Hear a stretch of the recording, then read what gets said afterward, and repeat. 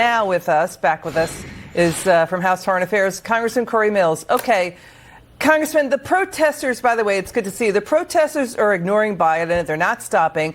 You know, he only got to the anti-Semitism part halfway through and then immediately condemned Islamophobia. That's both sidism. No one is discriminating students there. This isn't about both sides. It's about breaking the law. It's about vandalism. It's about attacks on Jewish students. Show the footage. President Dwight Eisenhower sent in the National Guard when racist Democrats in the South did not protect African-American students. What's going on with the president here? Well, again, one of the things that we've established long ago is that you can't be pro-Iranian terrorists and pro-Israel. You know, this administration, as well as for others, continue to try and talk out of both sides of their mouths without just acknowledging the simple facts.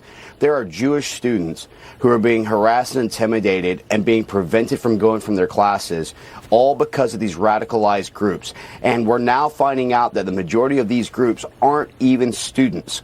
These are agitators and pro-Hamas that are out there trying to radicalize these children.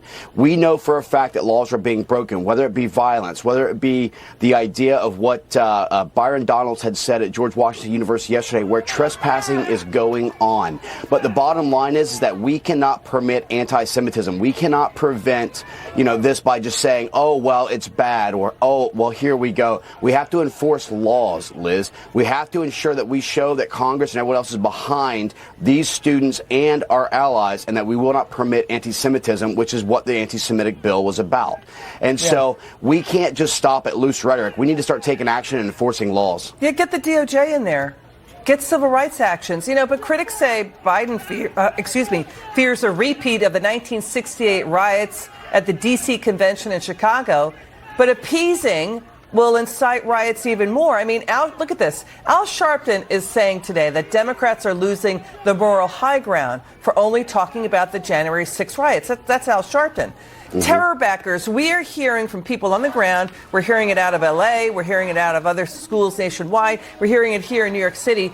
Terror backers, Hamas and Iran, they praised and thanked the students. Those reports coming in from the Middle East, as you point out. The NYPD warns 4 out of 10 of the pro-Hamas agitators were not students. They were professional anarchists. They are radicalizing teenagers in a way that is a new national security risk, but the president is doing nothing. Well, that's exactly right. Look, we need to go ahead and make sure that those who are not even students don't deserve a right to be sitting and holding ground on these protest rounds. We need to make sure that those students who are actually causing any type of violence are expelled as a violation of their code of conduct. And if you're on a foreign visa attempting to have this school and you're trying to have any violent outbreak, or you're actually trying to lead this to intimidate and harass students from being able to do their jobs, then you should be immediately deported, in my opinion, and your actual university should basically be kicking you out. We have to take strong action against this. We cannot just continue to allow it to occur over and over and sit here and use sharp-worded words like we're, going to somehow scare them off. We're not. We have to take action in this. Right. If we don't, Liz, you're going to have this continue to ramp up. Right. We went from Occupy Wall Street to the social justice riots to now Jewish students getting punched, kicked, assaulted, shoved, blocked from entering school. We know that dozens of Republican senators asked Biden to protect Jewish students from these pro-Hamas mobs. Now let's listen to students. They're scared. You're also going to hear from a pro-Hamas protester wearing masks. If what they say and what they're doing is so great, then take the masks off. You're also going to hear Biden equivocate and play both sides a couple of weeks ago. Watch this.